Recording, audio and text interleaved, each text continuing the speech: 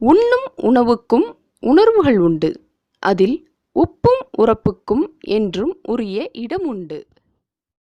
Hi friends, இன்றைக்கி நம்ம உப்பும் உரப்பும் சேனலில் பாம்பே ஹல்வா ரொம்ப டேஸ்டியாக எப்படி செய்யலாம் அப்படின்றது தான் பார்க்க போகிறோம். இந்த ஹல்வா ரொம்ப ஈஸியாக செஞ்சிடலாம், அதிக நெய்யும் தேவைப்படாது. இப்போ எப்படி செய்கிறதுன்னு பார்க்கலாம். அதுக்கு முன்னாடி நம்ம சேனலை சப்ஸ்கிரைப் பண்ணாதவங்க சப்ஸ்கிரைப் பண்ணிக்கோங்க, பக்கத்தில் உள்ள பெல் பட்டனையும் கிளிக் பண்ணிக்கோங்க.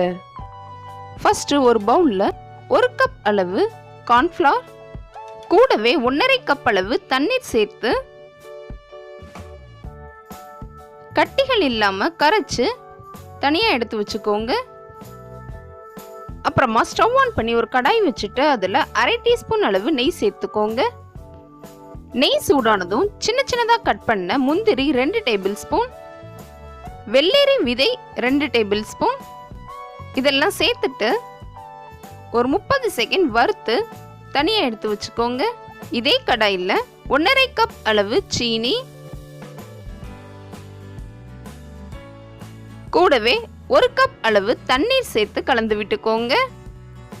இந்த அல்வா செய்யறதுக்கு சீனியோட பதம் எதுவும் தேவையில்லை. சீனி எல்லாம் கரைஞ்சு லைட்டாக கொதிக்க ஆரம்பிச்சதும் இதில் நம்ம கரைச்சி வச்சிருந்த கார்ன்ஃப்ளவரை கொஞ்சம் கொஞ்சமாக சேர்த்து கலந்து விட்டுக்கிட்டே இருங்க. கார்ன்ஃப்ளவர் சேர்த்ததுக்கு அப்புறமா கைவிடாமல் நல்லா கலந்து விட்டுக்கிட்டே இருக்கணும். அப்போ தான் அடிப்பிடிக்காமல் எல்லாம் ஒன்றா சேர்ந்து வெந்து வரும். கொஞ்ச நேரத்திலேயே மாவெல்லாம் வெந்து இந்த மாதிரி சின்ன சின்ன கட்டிகளாக வர ஆரம்பிக்கும். நம்ம தொடர்ந்து கலந்து விட்டுக்கிட்டே இருக்கும்போது எல்லாம் ஒன்று சேர்ந்து நல்ல ஸ்மூத்தாக வந்துடும். மாவெல்லாம் வெந்து இந்த மாதிரி ஒன்று சேர்ந்து வந்ததுக்கப்புறமா ஃபுட் கலர் கொஞ்சமாக தண்ணியில் சேர்த்து கலந்துட்டு இதில் சேர்த்து மிக்ஸ் பண்ணிக்கோங்க.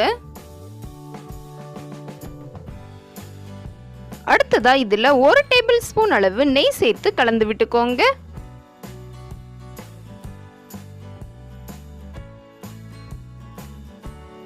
ஃபஸ்ட்டு சேர்த்த நெய்யெல்லாம் இழுத்ததுக்கப்புறமா மறுபடியும் 1 டேபிள் ஸ்பூன் அளவு நெய் சேர்த்து கலந்து விட்டுக்கோங்க.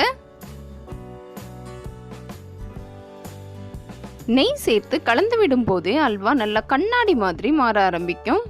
இப்போ இது கூடவே நம்ம நெய்யில் வறுத்து வச்சிருந்த முந்திரி வெள்ளரி விதையை சேர்த்து நல்லா கலந்து விட்டுக்கலாம்.